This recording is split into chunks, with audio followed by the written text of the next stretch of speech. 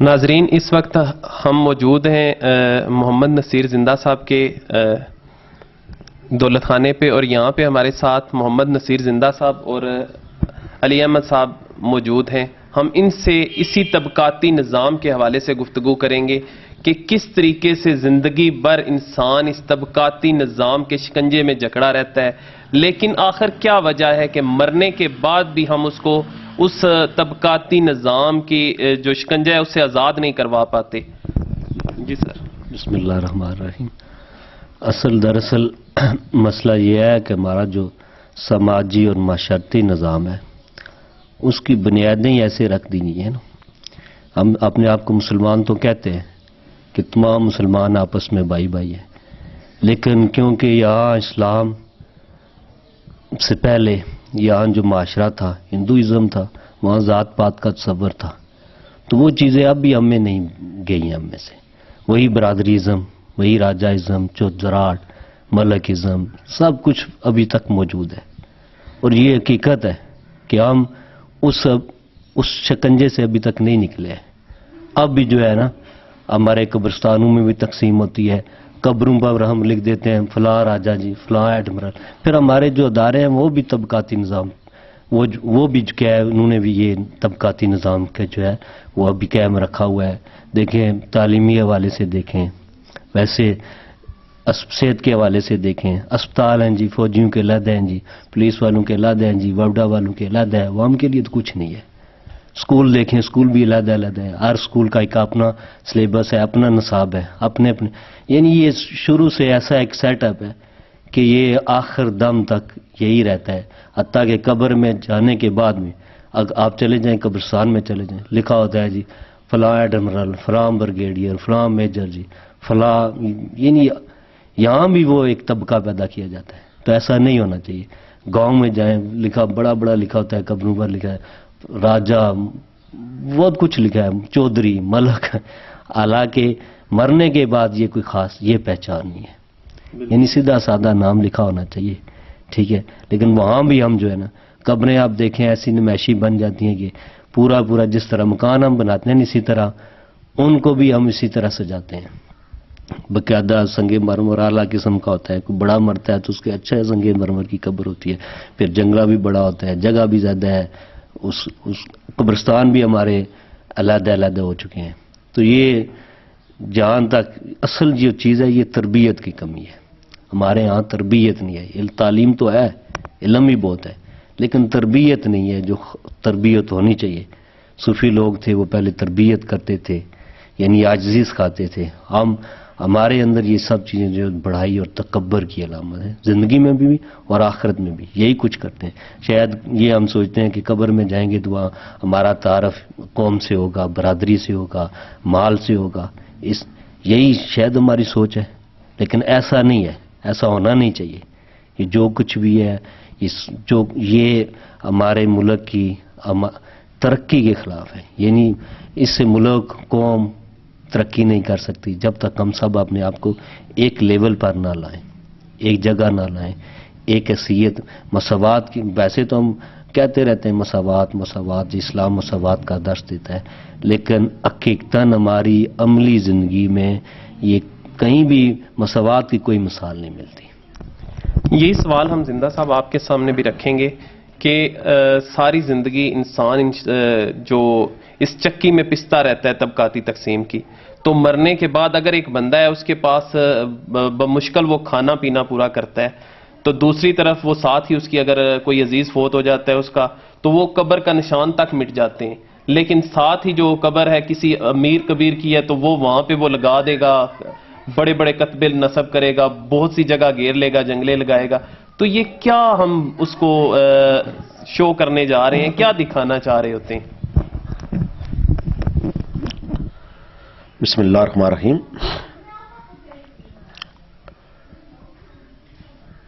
طبقاتی نظام کا جو پیش منظر ہے اس کو ہم اگر دیکھیں تو پوری دنیا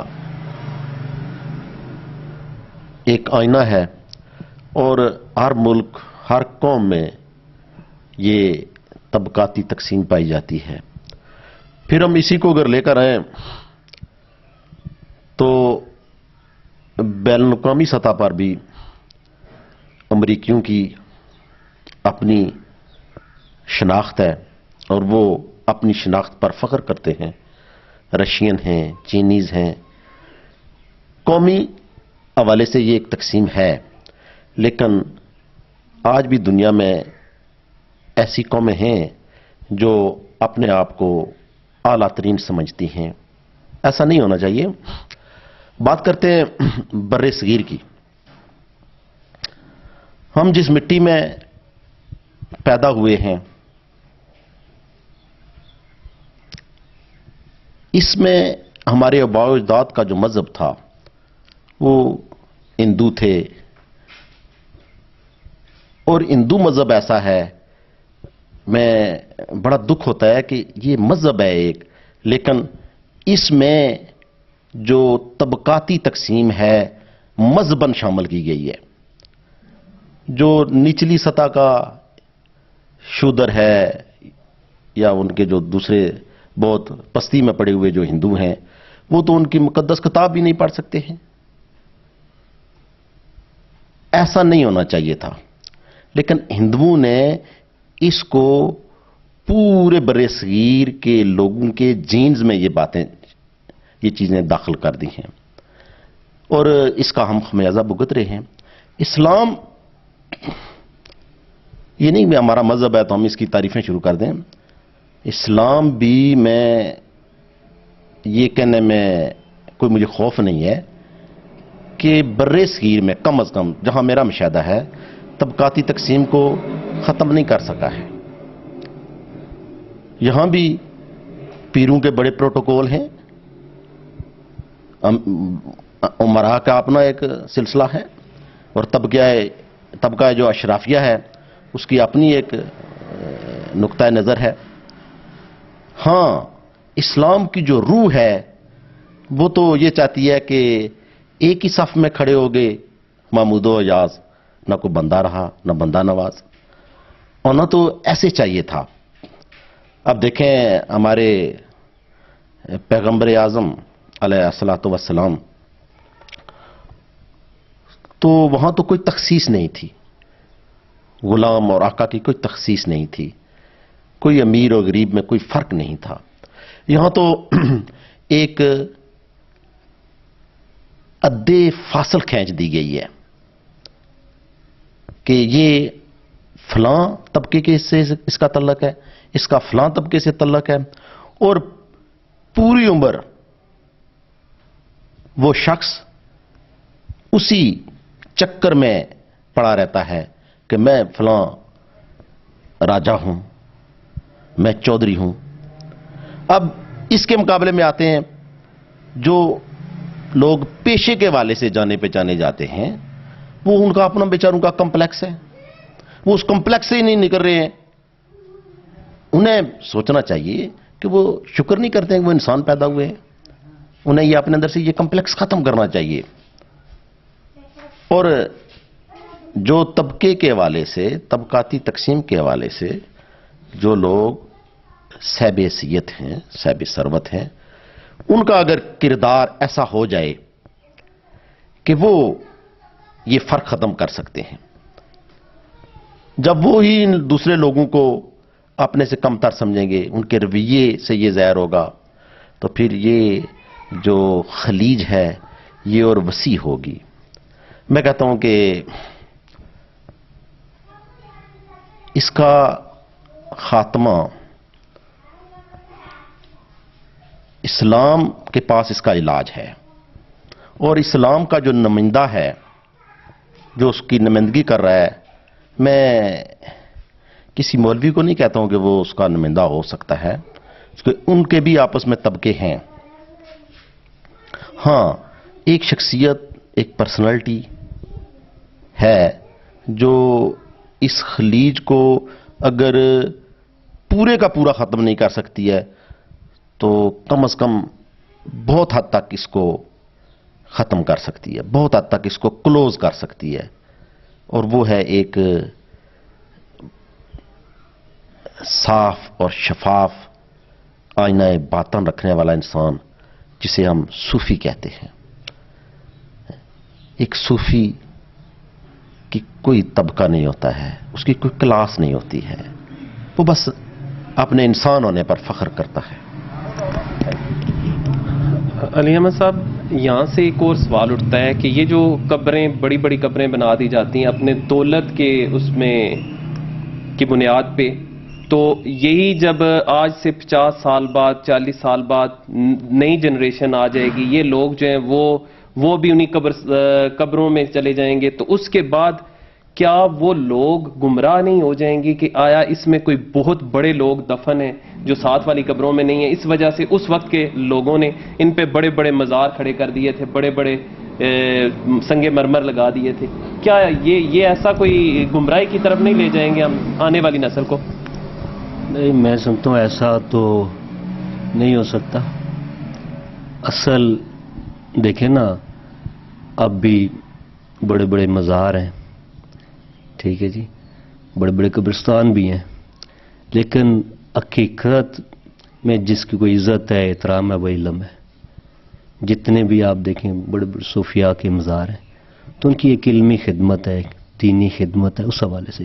لیکن باقی یہاں پہ جو ہم کر رہے ہیں, بات کر رہے ہیں, وہ ان صوفیاء کی یا ان بزرگوں کی ہم کسی صورت بات نہیں کر رہے جن کا ایک یعنی جن کی خدمات ہیں اس علاقے میں, جن کے ہاتھوں پہ لوگوں نے اسلام قبول کیا, بلکہ ہم ان عام قبروں کی بات کر رہے ہیں جو جہاں پہ اپنی عمارت کے اس میں آ کے, زوم میں آ کے انہوں نے وہاں پہ بڑے بڑے یعنی سنگ مرمر کے ٹکڑے نصب کر دیے. آپ صحیح کہہ رہے ہیں, لیکن آپ چلے جائیں اسلام آباد قبرستان, بڑے بڑے قبرستان ہیں, تو بڑی بڑی شاندار قبریں بنی ہیں, لیکن کوئی پوچھنے والا ہی نہیں ہے, کوئی ہاتھ اٹھانے والا ہی نہیں ہے.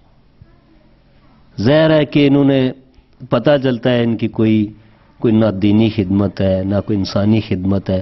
اگر انسانی والے سے کوئی خدمت ہوتی, کوئی دین کے والے سے کوئی خدمت ہوتی, کوئی علم کے والے سے خدمت ہوتی, تو ضرور کوئی لوگ ہاتھ اٹھانے والے یا ان کی قبر پر جانے والے ہوتے. ان کی اولادیں تک نہیں جا رہی ہیں. یہ کوئی اتنا اصل یہ مسئلہ نہیں ہے. قبر کچی بھی ہو, لیکن یہ ہے کہ اگر کسی نے کوئی دعا مانگنی, وراثت چھوڑی ہے, علم چھوڑا ہے, کوئی انسانی خدمت کے والے سے کسی کی پہچان ہے, تو خود بخود لوگ پکی کرانے والے بھی آ جاتے ہیں, لوگ خود بخود آ جاتے ہیں, ایسا مسئلہ. اور اگر کوئی علمی خدمت نہیں ہے, دینی خدمت نہیں ہے, انسانی خدمت نہیں ہے, تو کتنے خواہ 4 منزلی قبر بنا لینے, کوئی پوچھنے والا ہی نہیں ہے, کوئی جانے والا ہی نہیں ہے. کوئی ایسا قدر اسی علم کی قدر ہے, انسانیت کی قدر ہے. یہ ہم تو لوگ یہ سمجھتے ہیں کہ ہم اتنی بڑی قبر بنا دیں گے, کوئی قدر ہوگی, بڑا نام ہوگا. اس طریقے سے نام نہیں ہوتا ہے. نام تو کس خدمت کے حوالے سے ہے, انسانی خدمت کے حوالے سے ہے, علم کے حوالے سے ہے, دین کے حوالے سے. یہ اس حوالے سے انسان کی پہچان ہے. باقی جو یہ ہے نا کہ کوئی قبر ہے تو یہ نہ کسی کو گمراہ ہی کر سکتے ہیں, کوئی بہتر بات نہیں ہو سکتی ہے. ان کو کوئی پوچھنے والا ہی نہیں ہے. آپ چلے جائیں دیکھیں قبرستانوں میں بڑی بڑی قبریں ہیں, کوئی ادھر رخ ہی نہیں کرتا ہے. زندہ صاحب, ایک اور بھی چیز دیکھنے میں آئی ہے کہ بعض لوگ جو ہیں وہ ایک جگہ قبر بن گئی ہے تو اس کے ساتھ بہت سی جگہ چھوڑ کے اس پہ جنگلہ وغیرہ لگا لیتے ہیں تاکہ وہ اپنے لیے جگہ مختص کر لیں. تو کیا یہ بھی اس میں بھی اگر دیکھیں تو وہی قبضہ گروپ اور وہ چیزیں اس کے لیے بھی نہیں آ جاتی, جبکہ جو جگہ جس جگہ پہ دفن ہونا ہے وہاں پہ ہونا ہے انسان نے, چاہے وہ یہاں پہ جگہ رکھے یا کہیں بھی رکھے. میں کہتا ہوں کہ قبر ایک ایسی جگہ ہے, یا قبرستان ایک ایسی جگہ ہے جہاں میرا خیال ہے کہ اللہ نے سب کو وہاں برابر کر دیا ہے. وہاں طبقاتی تقسیم ختم ہو گئی ہے. تمام کی جو لوگ ہیں ان کی وہ مخصوص ایک جگہ ہے, اس سے زیادہ وہ گھیر نہیں سکتے ہیں.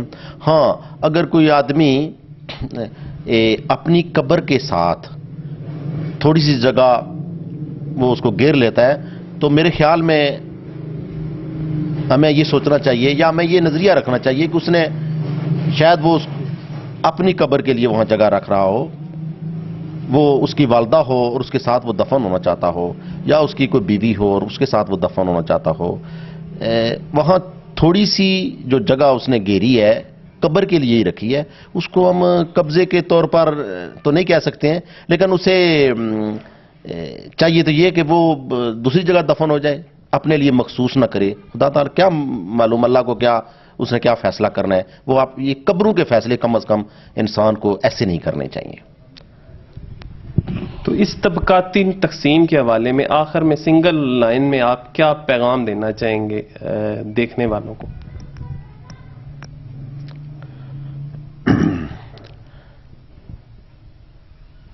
میں کہتا ہوں کہ طبقاتی تقسیم کے سارے تانے بانے انا پرستی، ذات پرستی، خود پرستی، خود پسندی کی طرف جاتے ہیں، اور یہ ساری باتیں ایک انسان میں نہیں آنی چاہیے. اور جب یہ چیزیں ختم ہو جائیں گی تو طبقاتی تقسیم خود بخود ختم ہو جائے گی. Thank you. قبرستانوں کے حوالے سے یہ جو مختلف قسم کے ایشوز آتے ہیں ان کو کس طریقے سے حل کرنا چاہیے؟ یعنی مختلف جو نام دے دیے جاتے ہیں اس سے نکلنے کا کون سا طریقہ ہے؟ کوئی سنگل لائن میں اگر آپ ناظرین کو بتانا چاہیں. جیسا کہ ہم کہتے ہیں کہ اسلام ایک سادگی کو پسند کرنے والا مذہب ہے، تو ہمیں اپنی اس زندگی میں بھی ہم یہ کہتے تو ہیں کہ ہمیں سادگی اپنانی چاہیے، تو یہاں بھی ہمیں سادگی اپنانی چاہیے. تو سادگی کے حوالے جب سادگی اپنائیں گے تو سب کچھ تقریباً سب پھر برابر ہو جائیں گے. کہ جب ایک ہی اصول ہوگا سادہ، تو سادگی سب کے لیے ایک ہی ہے، چاہے وہ بڑا امیر ہو چاہے وہ غریب ہو. تو میں سمجھتا ہوں کہ اگر ہم اصول اپنا لیں تو یہ جتنا طبقاتی سسٹم ہے قبرستان کے حوالے سے یا اس حوالے سے یہ بہتر ہو سکتا ہے. آپ دونوں کا بہت بہت شکریہ. ناظرین یہاں پہ یہی میسج جو زندہ صاحب نے پہلے کہا کہ ایک ہی صف میں کھڑے ہو گئے محمود و ایاز، تو یہی ایک میسج ہے جو دونوں کی طرف سے تمام ناظرین کے لیے دیا گیا ہے. موت کا عمل تو زندگی کے عمل کے ساتھ ہی شروع ہو جاتا ہے. بچپن ہی میں مر جاتا ہے، جوانی ختم ہو جاتی ہے، بینائی کے چراغ مدم ہو جاتے ہیں، انسان کی آنکھوں کے سامنے محبوب اور مانوس چہرے رخصت ہونا شروع ہو جاتے ہیں، نقشے جغرافیے اور تاریخیں بدل جاتی ہیں، آرزویں حسرتیں بن جاتی ہیں. موت صرف سانس یا آنکھ کے بند ہو جانے کا نام نہیں. ہر آرزو کی موت موت ہے، بلکہ عزیزوں کی موت اپنی موت ہے. وابستگی اور تعلق کی موت اپنی موت ہے. مقصد مر جائے تو انسان مر جاتا ہے. بے مقصد زندگی چاہے کتنی ہی طویل کیوں نہ ہو موت سے بدتر ہے. بے مقصد انسان بے خوف نہیں ہو سکتا. با مقصد اور با معنی زندگی موت کے ڈر سے بے نیاز ہے. ناظرین چاہے ہم کتنی ہی مال و دولت جمع کر لیں، جب موت ہی زندگی کا انجام ہے تو پھر ہمیں سوچنا ہوگا، پھر ہمیں دیکھنا ہوگا کہ ہم جو پونجی جمع کر رہے ہیں وہ ہمیں کس کام آئے گی. کیونکہ ہم نے تو ہمارا جو آخری آستانہ ہے وہ تو یہی قبریں ہیں، یہاں پہ ہی ہم نے آنا ہے. تو پھر ہمیں جو حاصل ہوگا وہ وہی ہوگا جو یہاں پہ آ کے دعا مانگنے والے ہوں گے. چاہے قبریں کتنی ہی اونچی کر دی جائیں، ان کے کتنے ہی مینارے کھڑے کر دیے جائیں، اگر کوئی دعا مانگنے والا نہیں ہے تو وہ بے مقصد ہے. ناظرین ہم طبقاتی تقسیم کے حوالے سے لوگوں سے بات کریں گے کہ ان کا اس بارے میں کیا کہنا ہے کہ یہ جو ہمارے معاشرے میں طبقاتی تقسیم پائی جاتی ہے زندگی میں بھی اور مرنے کے بعد بھی. ہمارے معاشرے میں ایک طبقاتی تقسیم پائی جاتی ہے، زندگی میں بھی ہے، ہر معاملے میں، زندگی کے ہر شعبے میں، اور مرنے کے بعد بھی ہمارے یہاں یہ طبقاتی تقسیم دیکھنے میں آتی ہے. کچھ قبریں بے یار و مددگار پڑی ہیں، کچی پڑی ہیں، اور کچھ قبروں پہ ہم دیکھتے ہیں بڑے بڑے کتبے لگے ہوئے ہیں، جنگلے لگے ہوئے ہیں، قیمتی پتھر لگا ہوا ہے. تو اس بارے میں کچھ بتائیے گا. یہ تو ایک تو پہلی بات ہے، کسی کو پتہ ہی نہیں ہوتا ہے ہماری ماں کی قبر ہے، باپ کی. کبھی قبرستان میں آئے تو اس کو پتہ چلے کہ یہ کس کی قبر ہے. فاتحہ کے لیے بھی ادھر لوگ نہیں آتے، تو لکھانے میں لکھا دیتے ہیں فلانے چودھری کی، فلانے راجہ کی. اس طرح نہیں ہونا چاہیے. تو ہم یہ دیکھتے ہیں کہ قبر پہ جو جنگلے لگے ہوئے ہیں ان کی وجہ سے قبر کے علاوہ بھی کچھ جگہ گھیر لی جاتی ہے. تو اس چیز کو کیا آپ اس کے حق میں ہیں یا اس کے مخالف ہے کہ یہ وہ جنگلہ اگر نہ لگایا جائے یا اس کی قبر کی حدود کے اندر لگایا جائے کہ باقی لوگوں کے لیے؟ یہ نہیں ہونی چاہیے، کیونکہ جہاں جنگلہ لگا ہوگا وہاں ایک قبر ہوگی. تو جب جنگلے کی اس کی پیمائش کریں تو وہاں 4 قبریں اور بن سکتی ہیں. یہ ایسا نہیں ہونا چاہیے. تو آپ کیا کہتے ہیں اس طبقاتی تقسیم کو کیسے ختم کیا جاتا ہے؟ بحیثیت ہم مسلمان ہیں تو ہمارا مذہب تو اس چیز کی اجازت نہیں دیتا. ہاں نہیں، یہ ہونا ہی نہیں چاہیے، ایسا نہیں ہونا چاہیے. یہ بس سب آدم کی اولاد ہیں، سب ایک ہی ہیں، مسلمان ہیں، سب بھائی بھائی ہیں.